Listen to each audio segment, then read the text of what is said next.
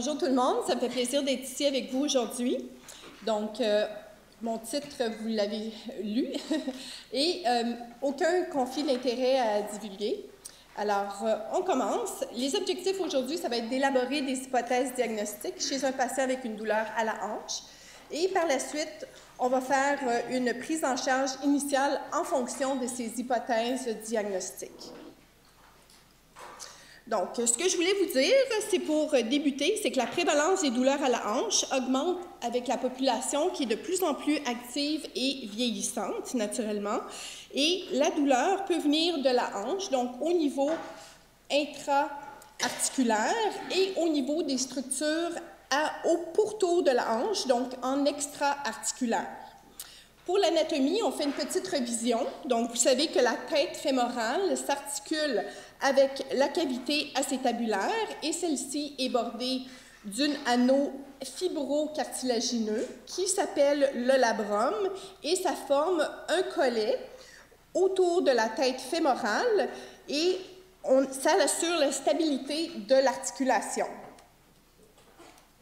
Donc, on regarde ici au niveau de l'anatomie et on voit qu'au niveau de la cavité acétabulaire, on a aussi une capsule qui va jusqu'à la ligne intertrochantérienne avec l'alignement du synovial. Okay?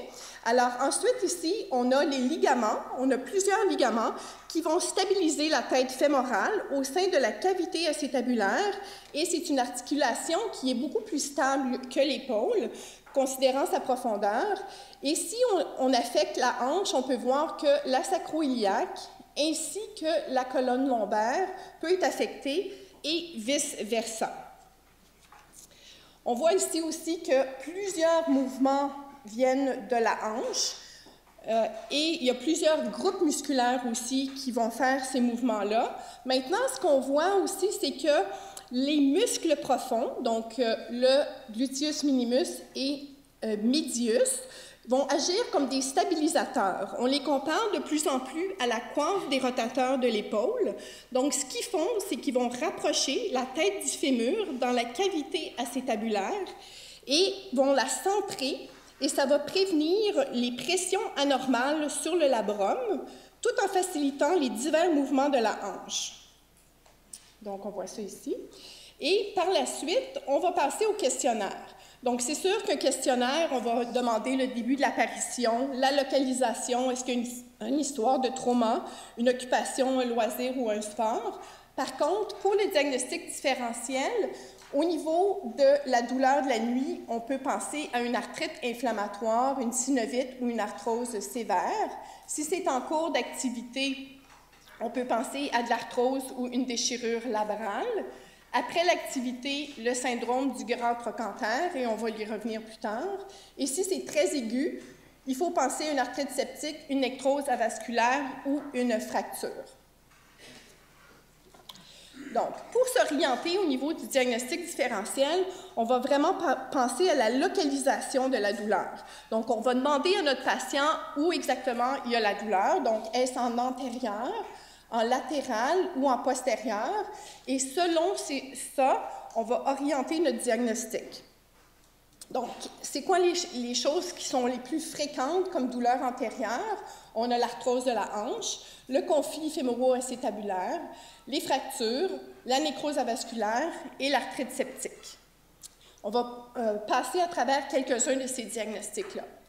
Donc, si on parle de coxarthrose, la coxarthrose, c'est la cause la plus fréquente de coxalgie. C'est les sujets de 50 ans et plus et c'est bilatéral dans 20% des cas. Donc, les symptômes vont être une douleur mécanique, surtout avec la mise en charge. On parle d'une douleur inguinale, mais il ne faut pas oublier que ça peut irradier au niveau du genou et aussi au niveau de la fesse. Et on peut avoir présence de boiterie et aussi une diminution des amplitudes. Donc, qu'est-ce que ça va être la diminution des amplitudes? C'est qu'à l'examen physique, il faut falloir aller rechercher ce qu'on appelle notre patron capsulaire. Donc, le patron capsulaire, c'est un enraidissement musculaire diffus et on a une diminution du volume de la capsule articulaire et c'est surtout une diminution de la rotation interne plus que la flexion, plus que l'abduction. Donc ça, c'est très important au niveau de l'examen physique de faire ces mouvements-là pour aller chercher le patron capsulaire. La radiographie va rester le traitement et investigation de base et on va faire des traitements de type non pharmacologique qui peuvent être l'éducation aux patients, la canne, la marchette. On va vraiment favoriser la perte de poids, augmenter l'activité physique, prescrire de la mobilisation en physiothérapie. Au niveau pharmacologique, on a l'acétaminophène, les anti-inflammatoires, les injections de corticostéroïdes et de viscosupplémentation. Et au niveau chirurgical, on a le resurfageage et les prothèses totales et l'autre chose qu'on a parlé tout à l'heure, mais on va y revenir un petit peu plus tard aussi. Donc, quel autre diagnostic peut se présenter en antérieur? On a le conflit fémoro-acétabulaire et ça, c'est des contacts répétitifs du fémur proximal avec l'anneau ici acétabulaire et ça amène des lésions au niveau du labrum. Ça amène aussi une lésion au niveau du cartilage acétabulaire et de la tête fémorale. Donc, il y a un lien avec l'ostéoarthrose précoce et c'est fréquent chez les sportifs, mais Dr. Beaulieu va vraiment élaborer sur ces sujets-là. Donc, on va passer. Et là, je vais faire une petite parenthèse pour vous parler un petit peu plus de l'examen physique. Donc, vu que la hanche est une articulation qui est profonde, c'est très difficile de voir soit un épanchement ou une inflammation au niveau d'une bourse. Donc, à ce moment-là, il faut vraiment faire des manœuvres pour aller reproduire notre douleur. Et OK. Alors, on va évaluer naturellement la marche. Est-ce que la personne aboite? Est-ce qu'il y a une difficulté au niveau de la mise en charge? Et on peut faire des manœuvres. Donc, ça ici, c'est le FADIR. Donc, c'est un acronyme pour flexion, adduction et rotation interne. Et ça va aller vraiment comme coincer les structures à l'intérieur de l'articulation. Et ça peut être positif, surtout dans des problèmes au niveau labral. L'autre manœuvre qu'on va faire à l'examen physique va être le Faber. Et c'est l'acronyme, c'est la flexion, abduction et rotation externe. Donc, on vient stabiliser ici le bassin et il faut absolument demander au patient où il a mal. Donc, si c'est à l'aine, on peut penser à quelque chose au niveau de la hanche, mais parfois, cette position-là peut reproduire des douleurs en postérieur, donc on peut penser à l'articulation sacro-iliaque. Naturellement, on compare toujours les deux côtés. Vous avez tous entendu parler du trait d'Alembert, qui est la faiblesse des muscles abducteurs. Donc, à ce moment-là, on va faire une jambe après l'autre et la manœuvre va être considérée positive si le bassin du côté supporté s'abaisse. Donc, ça donne un signe comme de quoi que l'abducteur ne se contracte pas suffisamment pour maintenir la position de la jambe portante. Donc, ça, c'est un autre examen qu'on peut rajouter à notre examen. Et l'autre va être le test de Thomas, où on va faire une flexion. Et lors de la flexion, si cette jambe-ci se surélève jusqu'à la ligne ici, à ce moment-là, on peut dire qu'il y a une contracture au niveau de l'iliopsoas, au niveau de la hanche, et on peut avoir même une petite abduction, et on peut avoir une contracture de la bandelette iliotibiale. Donc ça, c'est toutes des manœuvres, et on peut terminer avec l'élévation de jambes tendues pour finir notre examen physique. Alors, on continue avec des douleurs antérieures. Il faut penser aussi aux fractures qui peuvent être d'origine traumatique ou atraumatique.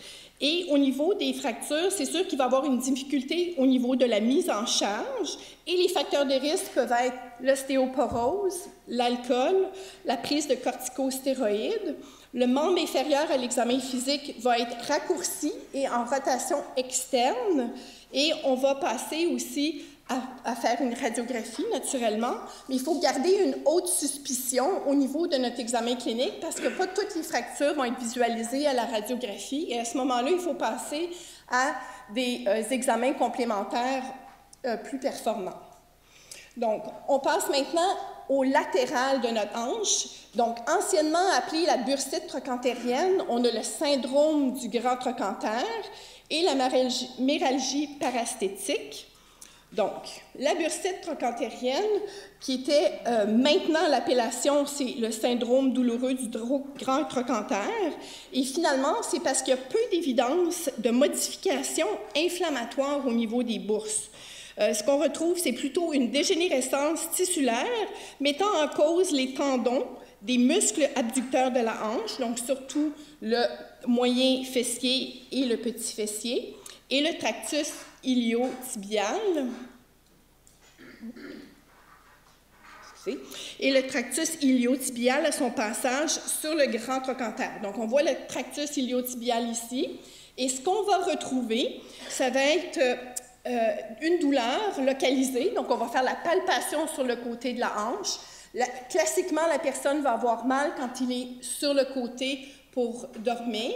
Et on peut retrouver des facteurs de risque qu'on va dire modifiables ou non modifiables. Donc, dans notre traitement, on va aller jouer sur les facteurs qui sont modifiables. Ces facteurs-là sont, on va essayer de diminuer l'obésité, on va augmenter la force des abducteurs. C'est sûr que la rétraction du tractus iliotibial ici va être un facteur de risque pour développer ça ici. Une inégalité des membres inférieurs et l'hyperpronation au niveau des pieds. Les facteurs qui sont maintenant non modifiables, ça va être, si on va retrouver ça plus chez les femmes âgées de 40 ans et plus, avec un bassin plus large et avec déjà une présence d'ostéoarthrose au niveau de la hanche et du genou. Donc, un petit examen ici qui est pratique, qui est hautement sensitif et spécifique, c'est la station unipodale. Donc, on va reproduire la douleur du côté atteint. Et ça peut nous indiquer justement ce syndrome douloureux. On continue avec la méralgie parasthétique. Donc, ce que c'est le petit nerf fémoro-cutané, qui est un nerf qui est purement sensitif. Il passe en dessous ici du ligament inguinal et il provoque des parasthésies et parfois des douleurs jusqu'à la face comme ça ici en latéral. Et on peut dire que les facteurs de risque sont surtout les ceintures serrées, l'obésité, la grossesse, ça peut être des maladies intra-abdominales. Bon, 90% de ces patients-là vont avoir des symptômes qui vont disparaître avec un traitement conservateur d'anti-inflammatoire et en corrigeant les éléments déclencheurs que je viens de vous parler. Donc, c'est important de les connaître. Pour la douleur en postérieur, bon, on a déjà parlé que la hanche peut irradier au niveau de la fesse, mais le plus fréquemment en postérieur, ça va être notre lombalgie et notre douleur au niveau sacro-iliaque. On peut aussi retrouver le syndrome du piriforme. Ça ici, c'est le piriforme, donc c'est un rotateur externe de la hanche. On a le nerf sciatique qui passe juste en dessous et un spasme ici peut faire des douleurs et irradier au niveau du fessier. Donc, on va favoriser encore là beaucoup d'étirements, de la physiothérapie active pour diminuer la symptomatologie. Pour l'investigation, la radiographie, ça demeure notre base pour les douleurs à la hanche. On va passer à la résonance magnétique, surtout si on pense à des fractures occultes, des fractures de stress. Et on peut faire l'arthro-IRM, va être un petit peu mieux pour l'atteinte au niveau du labrum. L'échographie musculo-squelettique, qui est de plus en plus utilisée, va être excellent pour le syndrome douloureux du grand trochanter. On peut aussi visualiser un épanchement articulaire au niveau de notre hanche et en même temps faire soit des aspirations ou des infiltrations sous échographie. Donc, on est déjà à la conclusion. Donc, une bonne anamnèse et un examen physique ciblé, ça nous donne le diagnostic les plus fréquents selon leur localisation et ça va nous permettre de mieux diagnostiquer et d'élaborer un plan d'investigation et de traitement. Je vais aussi vous dire de vous rappeler que la radiographie simple, c'est vraiment l'évaluation de base pour toutes les causes de douleur à la hanche. Et le traitement, on a beaucoup de traitements qu'on peut faire avant de penser à référer en orthopédie ou en physiatrie. Là, même les gens, médecins du sport, physiothérapeutes, la première ligne, on peut faire beaucoup d'éducation, de renforcement musculaire, d'étirement. Ça va grandement aider notre patient. Et on va référer en orthopédie lorsque c'est chirurgical, donc à ce moment-là, vraiment nos cas d'arthrose sévère ou de conflit acétabulaire ou lésion du labrum. Alors, je vous remercie. En tout cas, je n'ai pas de conflit d'intérêt, mais j'ai un conflit à vous présenter des complications. La liste est énorme.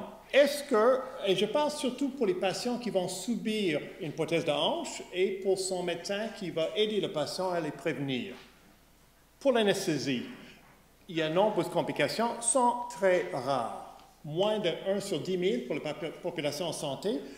Dans le CHUM, on a beaucoup de patients malades avec polypathologie, le taux de mortalité est plus augmenté. En particulier, il y a un phénomène d'embolie graisseuse qui peut paralyser, même aller jusqu'à tuer des patients. Quand même rare, il n'y a pas grand-chose pour les prévenir. Les lésions vasculaires, les lésions artérielles sont très rares, mais vous connaissez tous le problème des embolies pulmonaires, des thrombophobites qui causent des embolies pulmonaires. Qu'est-ce qu'on fait pour ça? Tous nos patients sont anticoagulés. Je dois souligner qu'il y a une certaine controverse dans l'anticoagulation. Les patients meurent de l'anticoagulothérapie, les patients ont des AVC, des paralysies à cause de l'anticoagulothérapie.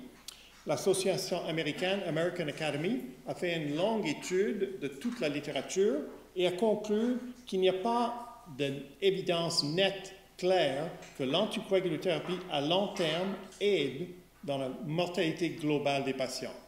Par contre, toutes les autorités canadiennes recommandent une anticoagulothérapie à la suite d'une prothèse totale de hanche et pour le genou. La nature et la longueur est discutable. Nous, on utilise 2 semaines pour le genou au CHUM, à 3 ou 4 semaines pour les prothèses totales de hanche. Donc, rien n'est certain dans ce domaine. Les complications neurologiques. Paralysie du nerf sciatique en particulier peut arriver avec une prothèse de hanche car le nerf sciatique passe juste en arrière de votre boule de hanche. On montre un cas ici d'une jeune femme avec un nanisme qui a eu une prothèse de hanche avec une greffe acétabulaire postérieure. On a pris une partie de sa tête, on a mis ça sur l'acétabulum. Bien sûr, cette greffe est juste à côté du nerf sciatique. On a besoin d'une greffe, le risque c'est d'une parésie et effectivement elle a subi une douleur et une parésie à son nerf sciatique pendant 2 ans post-op. C'est mieux que plus. Comment prévenir ça? C'est le chirurgien qui doit faire très attention. On a un problème d'infection. Il y a des infections précoces et des infections tardives. Qu'est-ce que vous, le médecin, qu'est-ce que vous, le patient, peut faire pour les prévenir? Les infections sont aggravées chez les patients avec une déficience nutritionnelle. Les patients malades qui ont albumine base, qui ont lymphocytes base, ça peut s'améliorer avec certains traitements. Aussi, les patients qui prennent des médicaments qui suppriment le système immunitaire. On pense à nos patients avec arthrite qui prennent Lumira et d'autres médicaments, méthotrexate entre autres. Il y a toute une prolifération de médicaments pour les maladies inflammatoires de l'intestin, pour l'arthrite, même pour la sclérose en plaques, qui peuvent influencer le système immunitaire. Donc, il faut penser à arrêter ces médicaments, si du tout possible, avant une chirurgie de prothèse. L'investigation de l'infection se fait avec aspiration de la hanche pour retrouver des bactéries et des marqueurs d'inflammation tels la vitesse de sédimentation et la protéine C-réactive. Et il y a toute une controverse sur le traitement d'infection, soit un lavage, échange en 1 temps, échange en 2 temps, mais il est clair que l'infection est désastreuse pour la patiente.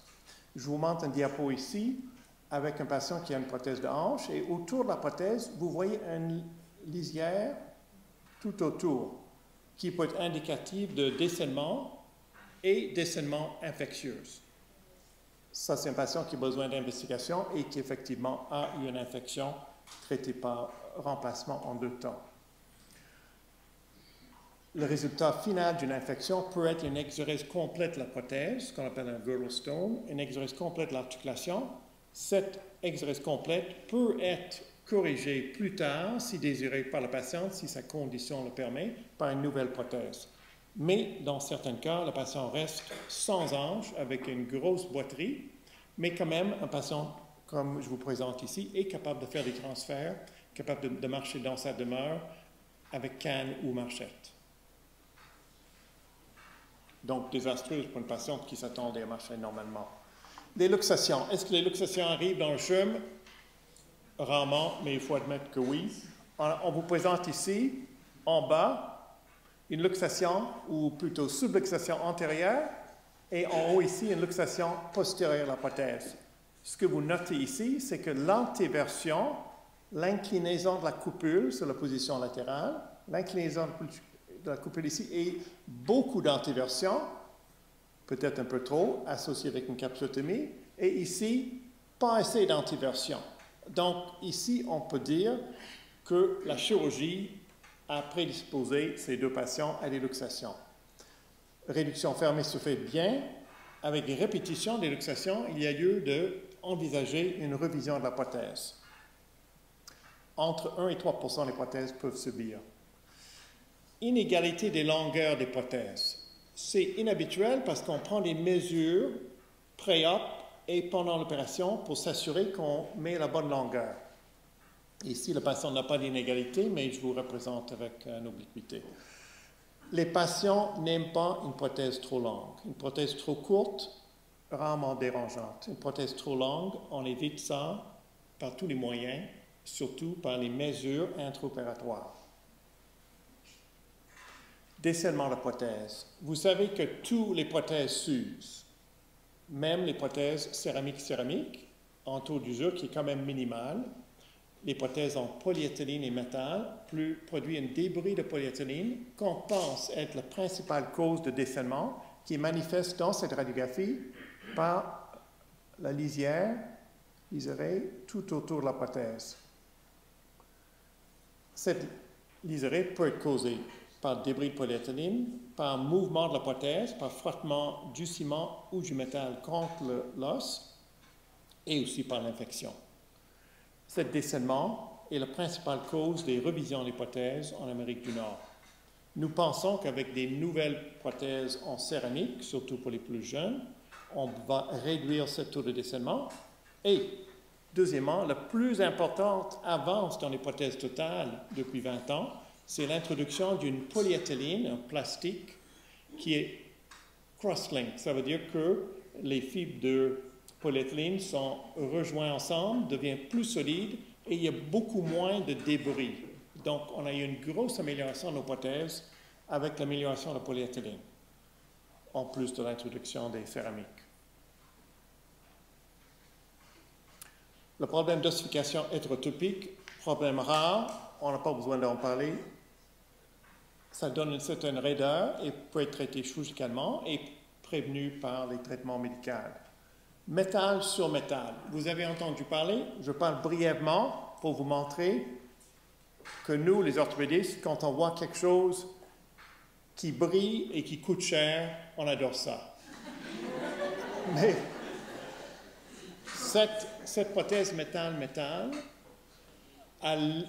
théoriquement, est fantastique. Mais en pratique, on a trouvé que ces prothèses augmentent le taux sérique des ions et causent une réaction tissulaire, rarement, mais dans suffisamment de cas pour nous inquiéter, que ce débris, métal, chrome, cobalt et réactions inflammatoires, la prothèse c'est entre les bijoux, fait en sorte que le FDA aux États-Unis a produit une liste de complications qui est tellement longue que je n'ai pas eu l'espace de mettre ça sur le diapo.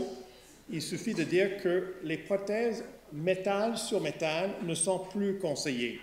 Il y a certains chirurgiens qui font des recherches sur les prothèses améliorées de cette sorte, mais en général, l'usage des prothèses métal sur métal ne sont plus conseillés. Et je peux vous dire qu'heureusement, on n'a posé presque aucune au CHUM.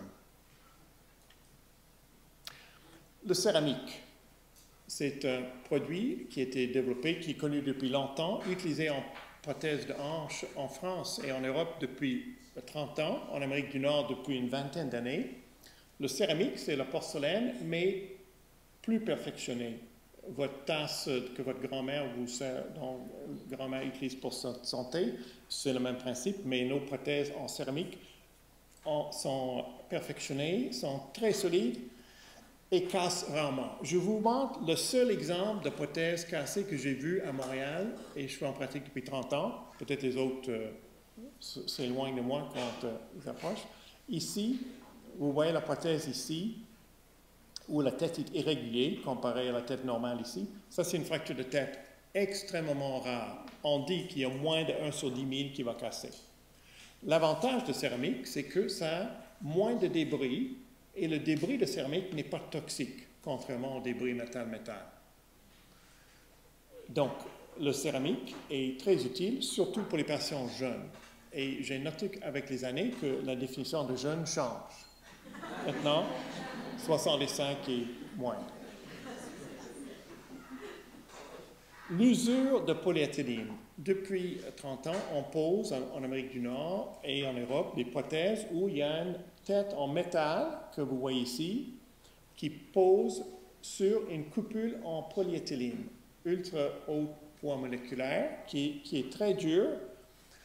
Maintenant, le polyéthylène est amélioré. Je vous montre un exemple ici avec le polyéthylène qui était non amélioré. Et vous voyez ce qui se passe.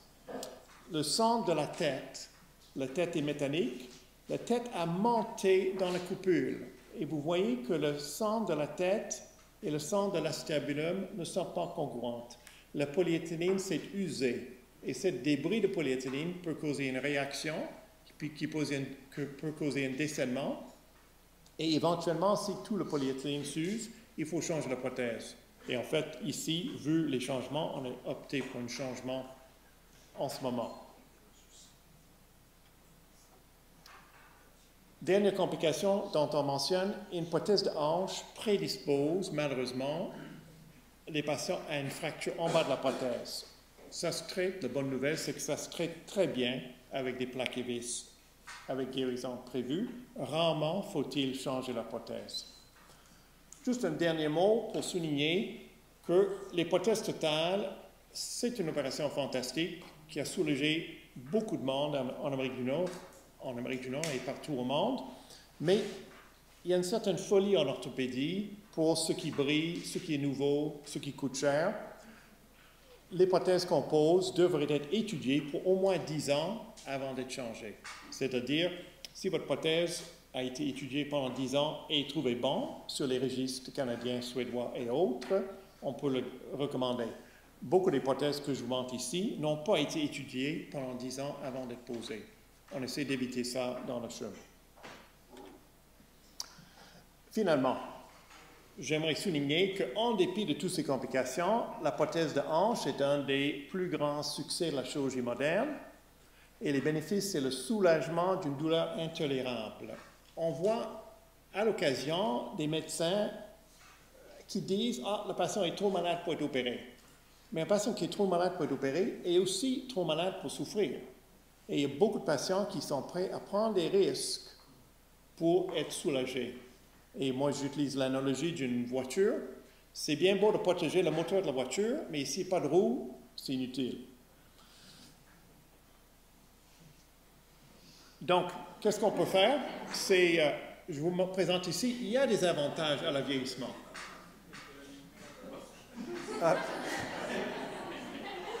Et finalement, qu'est-ce que vous pouvez faire pour prévenir vos complications?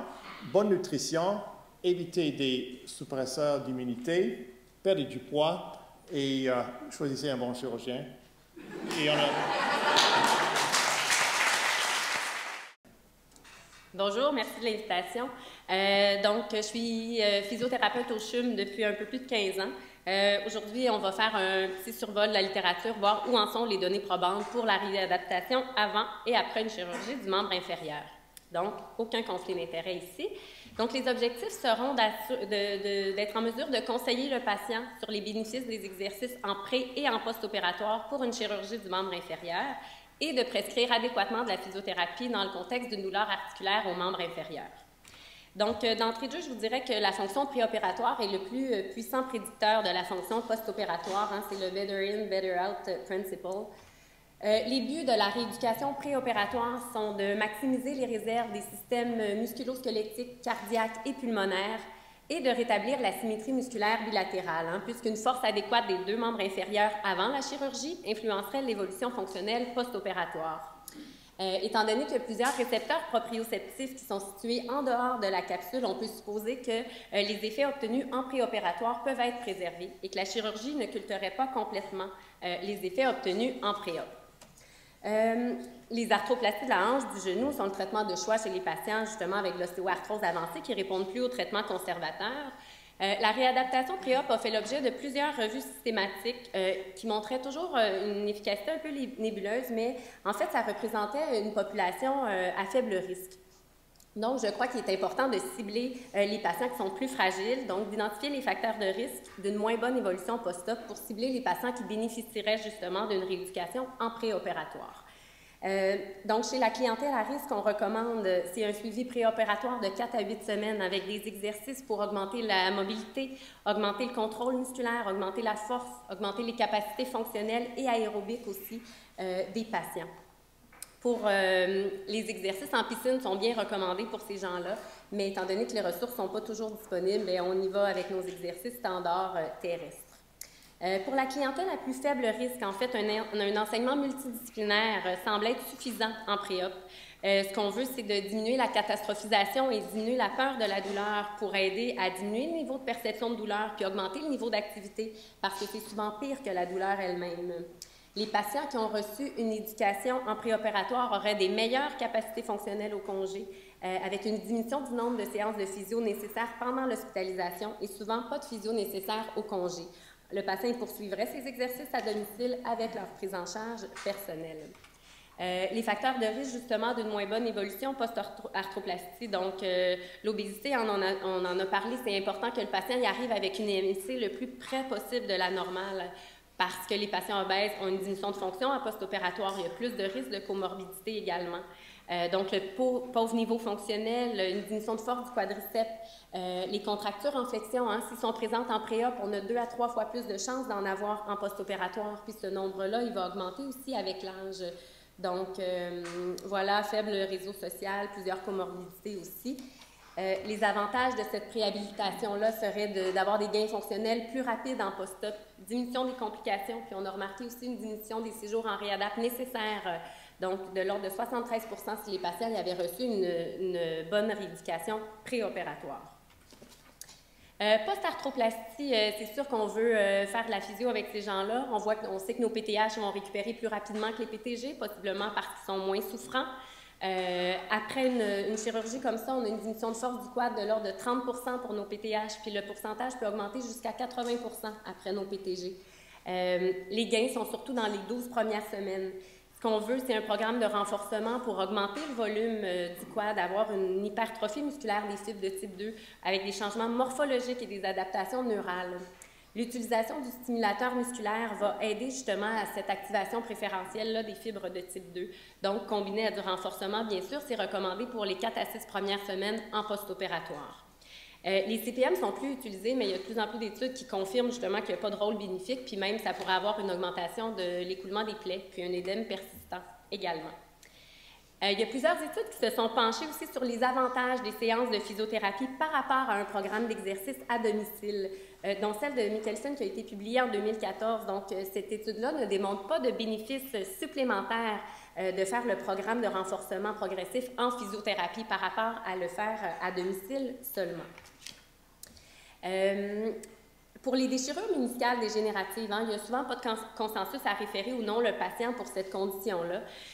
En fait, il y a plusieurs études, dont celle publiée par Osteras en 2014, qui supportent le fait que la physio amène des résultats significativement supérieurs pour la douleur, la fonction et la force du quad par rapport à un groupe contrôle qui n'ont pas eu de traitement. D'un autre côté, avec plusieurs revues systématiques, il y a 78 % des études qui supportent qu'un programme d'exercice à domicile individualisé avec quelques séances de contrôle en physio serait aussi bénéfique qu'un suivi intensif. Donc, ce n'est pas nécessaire d'avoir de la physio intensif, il faut une bonne évaluation, un bon programme, une bonne prise en charge de la part du patient. Stanford a publié en 2015 une étude qui compare l'effet d'un programme d'exercice supervisé versus la chirurgie arthroscopique pour des déchirures méniscales dégénératives, donc patients adultes, âge moyen, ostéoarthrose, grade 2 ou moins. Si le patient avait un blocage important, ils étaient exclus de cette étude-là. Donc, groupe exercice, programme pendant 12 semaines avec des exercices de renforcement et de contrôle neuromusculaire. La méniscectomie était standard par arthroscopie. Donc, ce qu'on a vu, c'est le follow-up était fait à 3 mois seulement. Les 2 groupes étaient également satisfaits, mais ce qu'on a remarqué, c'est une augmentation de force isocinétique du quad beaucoup plus importante dans le groupe exercice et une amélioration aussi supérieure au niveau des tests de performance. Eux autres qui avaient fait le nombre de squats en 30 secondes, le One Leg Single Up Test, puis le 6 Meter Time Up Test. Donc, avec cette clientèle-là, pourquoi opter pour un programme d'exercice? Bien, en fait, la récupération du quadriceps est impossible sans rééducation. Les bienfaits des exercices se manifestent aussi pour tous les systèmes du corps, puis il n'y a pas de congé relié à la chirurgie. C'est sûr que ça demande plus de temps aux patients. Il n'y a pas l'effet placebo non plus relié à la chirurgie. Donc, pour cette clientèle spécifique-là, il n'y avait pas d'effet supérieur, justement, à la chirurgie par rapport à l'exercice. Certains groupes de patients, comme on a parlé, sont plus à risque de développer de l'ostéoarthrose. Donc, comme nos patients avec des déchirures méniscales dégénératives constituent un groupe dans lequel des mesures préventives doivent être prises. Aussi, en post-opératoire, on retrouve plus d'ostéoarthrose, donc possiblement secondaire aussi à la diminution de force du quad, puis l'altération du patron de mouvement. Donc, c'est important d'aller faire de l'exercice pour augmenter la force du quad, pour augmenter la fonction, diminuer la douleur, puis même retarder un peu la vitesse d'apparition de l'ostéoarthrose. Tous les guidelines internationales recommandent l'exercice pour le traitement de l'ostéoarthrose des membres inférieurs. Avec nos reconstructions de LCA, on sait que le traitement conservateur n'est pas efficace pour restaurer la stabilité du genou chez les patients qui se plaignent d'une instabilité. Donc, la reconstruction est nécessaire pour un retour aux activités antérieures. Quoique la fonction de ces patients-là est normale en post-op, il y a seulement la moitié à peu près qui vont retourner à leur sport très compétitif. Donc, il y a plusieurs facteurs qu'il faut considérer pour un plus haut niveau de retour aux activités. Je ne passerai pas à travers tout ça, mais ce qui est important de retenir, c'est que plusieurs de ces facteurs-là sont modifiables. Donc, on veut de la physio en pré-op souvent pour diminuer l'édème, parce qu'avoir un édème important au niveau du genou va inhiber notre quadriceps, notre VMO surtout. On veut augmenter l'amplitude de mouvement, on veut récupérer la force du quad à plus de 80% pour avoir une meilleure symétrie musculaire. Nous, à Saint-Luc, on utilise beaucoup le biodex pour un entraînement isocinétique, isométrique à différentes angles, différentes vitesses pour justement reprendre une symétrie musculaire puis un ratio optimal entre notre quad puis nos ischios. L'entraînement neuromusculaire est très important pour améliorer les patrons de mouvement de la jambe opérée.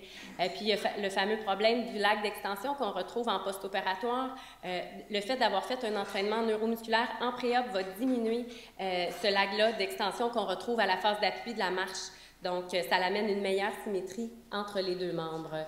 Bien sûr, on veut diminuer l'IMC puis cesser le tabac également. Chez les patients obèses et les patients fumeurs, ils ont seulement 35 % de chances de succès à 6 ans post-opératoire. Donc, c'est des facteurs à considérer. Donc, peu importe le type d'atteinte ou de chirurgie vue précédemment, nos interventions sont beaucoup axées sur le contrôle moteur, contrôle neuromusculaire, contrôle musculaire. C'est un peu tous des synonymes. Si je vous définis la proprioception, c'est les afférences qui nous permettent d'établir où sont nos membres dans l'espace et notre corps, dans quelle direction, à quelle vitesse il se dirige, ainsi que la réaction posturale consciente et inconsciente qui s'ensuit. On a besoin d'une autre alternative à la proprioception parce que ce n'est pas suffisant pour nous protéger des blessures. Donc, si on parle du mécanisme d'entorse de cheville qui survient en 40 millisecondes, on a une force suffisante des péronniers à 175 millisecondes pour empêcher cette inversion-là. Donc, un phénomène similaire avec le LCA aussi en 100 millisecondes. Donc, on a besoin d'une autre alternative puisque la proprioception seule n'est pas suffisante pour nous protéger des blessures. Donc, le rôle de ce contrôle musculaire-là, c'est de diminuer le risque de blessure traumatique ou non. On a parlé d'une perte de proprioception au niveau du tronc est associée à une augmentation des blessures au genou. Ça l'aide à performer les mouvements adéquatement avec le moins d'énergie possible. Ça diminue le patron de marche pathologique, puis ça diminue la douleur aussi en éliminant le facteur causal, comme une posture inadéquate, un patron de recrutement musculaire anormal ou un mouvement inapproprié. On parle souvent de mal-utilisation plutôt que de surutilisation. C'est pas parce qu'on a un poste de travail ergonomique, ça sert à rien si on l'utilise pas bien. Donc, si je vous l'illustre avec quelques exemples, on a souvent nos patients qui nous présentent avec une douleur antérieure du genou, souvent avec un recrutement des fessiers à la marche qui diminue un peu la rotation interne des fémurs. Ils vont avoir moins de douleur. Donc, ce qu'on veut, c'est de répéter ça, que le patient puisse comprendre bien comment diminuer sa douleur pour qu'il puisse être en mesure, lui, de comprendre et de contrôler sa douleur.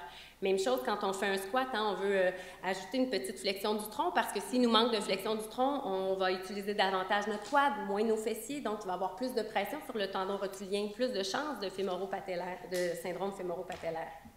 Donc, les principes de rééducation du contrôle moteur, c'est bien sûr qu'on veut une qualité de mouvement plutôt que la quantité. Ce qu'il faut, c'est répéter avec une bonne technique pour produire des changements dans le recrutement neuromusculaire, d'abord conscient, puis réflexe par la suite. On utilise du feedback tactile, des miroirs, on cesse quand on perd le contrôle, puis on change les surfaces également, on augmente la vitesse, on augmente des charges pour rendre le contrôle plus difficile à maintenir. Puis l'important, c'est d'incorporer ça dans nos activités quotidiennes plutôt que de faire des exercices seulement. J'ai davantage parlé du quad parce que c'est ça qui est le plus étudié, mais les fessiers sont très importants à considérer. Tout le cadran inférieur ne fait qu'un. Maintenant, on va rééduquer des cadrans davantage qu'une articulation à la fois. Les muscles, le tronc va stabiliser aussi nos membres, donc c'est important de stabiliser le tronc avant les mouvements. Une fois en mise en charge, nos fessiers vont aider à stabiliser le tronc. Nos douleurs antérieures du genou sont souvent associées à des muscles abducteurs faibles, comme dans les cas d'ostéoarthrose puis de syndrome fémoro-patellaire, par exemple. Donc, il faut aller rééduquer ça.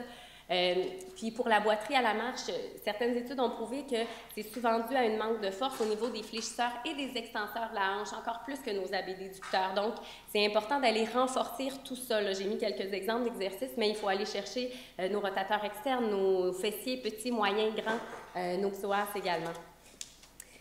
Donc, les points à retenir, je vais vous dire que la rééducation pré-op comporte plusieurs avantages et améliore la récupération fonctionnelle en post-opératoire, surtout pour nos ligaments croisés. La réadaptation est essentielle pour regagner la force musculaire en post-opératoire. L'éducation multidisciplinaire pré-op et un programme d'exercice individualisé à domicile semble être l'approche de choix post-arthroplastie ou minisectomie, sauf pour notre clientèle à risque où on devrait faire un suivi un peu plus étroit. Une prise en charge personnelle et une rééducation adéquate du contrôle neuromusculaire ainsi que de la force et de l'endurance jouent un rôle préventif et curatif pour la plupart des pathologies des membres inférieurs, permettant même de retarder la vitesse de progression de l'ostéoarthrose. Alors, voici mes références. Merci beaucoup. Nouveau, mais presque. Et on est revenu ici avec une pratique où on a réussi à faire 40 cas de resurfaçage. Et avec les complications qui sont arrivées mondialement, cette technologie-là a été abandonnée. Il faut retenir que c'était des prothèses de resurfaçage métal sur polyéthylène, avec comme complication surtout des fractures du col fémoral ou la résorption sous la prothèse. Suivi à ça, on pratiquait également la prothèse qu'on appelle la TR28, qui était une prothèse cimentée, qui était également créée à UCLA, avec une tête 28 mm de diamètre, et aussi à noter que la prothèse était monobloc, c'est-à-dire qu'elle arrivait d'emblée avec un col court, un col moyen, un col long. Les noyaux de polyéthylène cimentés à ce moment-là étaient de diamètre petit, moyen, gros et extra gros. Alors, il fallait improviser pour l'épaisseur du ciment, choisir le bon cotyle, etc. Ceci a été changé dans le temps avec un cotyle en métal dans lequel il y avait un noyau de polyéthylène et derrière le noyau de métal, il y avait des petits pegs, des petits pitons de 3 mm d'épaisseur, faisant en sorte que le manchon de ciment acétabulaire était uniquement de 3 mm. Le noyau de polyéthylène a démontré par ailleurs de l'usure à cause du frottement métal-polyéthylène et a par la suite été abandonné.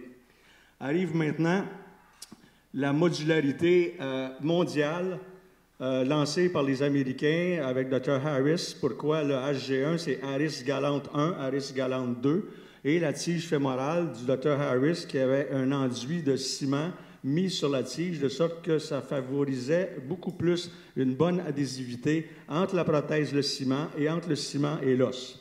On avait un manchon homogène à ce moment-là des prothèses et on croyait aussi que le cotyle était ici sans ciment, donc impacté et stabilisé directement à l'os par une ou plusieurs vis. Le noyau de polyéthylène était également modulaire à ce moment-là et il venait s'implanter dans le noyau métallique, ce qui pouvait faire en sorte que ça pouvait être plus facile de faire une révision juste du noyau de polyéthylène, ce qui est malheureusement arrivé de façon grossière pendant de plusieurs années. Et je suis sûr que Dr. Newman peut témoigner qu'on en a révisé une énorme quantité.